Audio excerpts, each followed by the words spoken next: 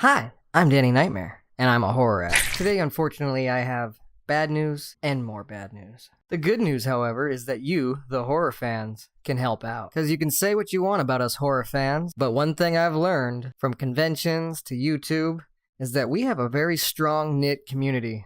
We really got each other's backs. And that's one thing I love about us.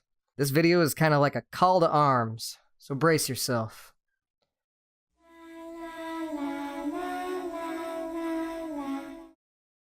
First, I want to talk about a man who's done a lot for horror, especially in the last 10 years.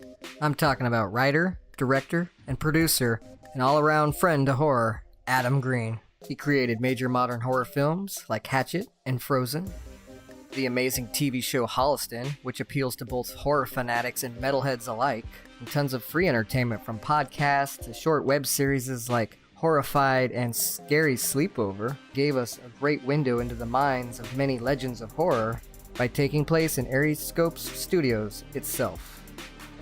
Unfortunately, about 2 weeks ago, Adam's home base and house of horror was tragically struck by a massive flood. Lots of irreplaceable items and movie props were lost. But now, here's where you, the fans, can shine and help dry up all this mess. Thankfully, Ariscope Studios had a storage full of merch that they kept to sell on such a rainy day. I myself got this really cool shirt that tells you about the 10 things you can learn from an Adam Green film, and an amazing Holliston autographed comic, Friendship is Tragic.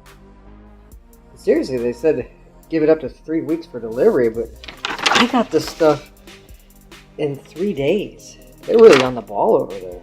There's a link in the description down below where you can find their merch store. Or, if your funds are low, which is understandable, there's plenty you can do by just spreading the word, maybe sharing this video, or retweeting, or other social media of your choice to get the word out there and let other horror fans know of this tragedy. That would be a big help to Adam. All want to see him get back to work as soon as possible.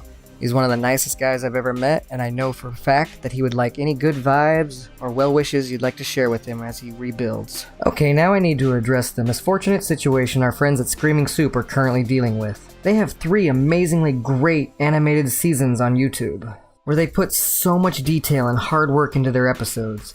They also give stellar reviews to B-movies of horror, which they are clearly fans of the genre. But what do I know? I like killers made of movies. Their 4th season was 2 episodes in, and it was an epic story with an arc between Full Moon versus Trauma. This was a non-profit fan-based parody of the characters made with love. They were working with both companies and making adjustments upon requests to satisfy them both and to help promote their films. Everything seemed fine, and Full Moon is still heavily in support of the idea.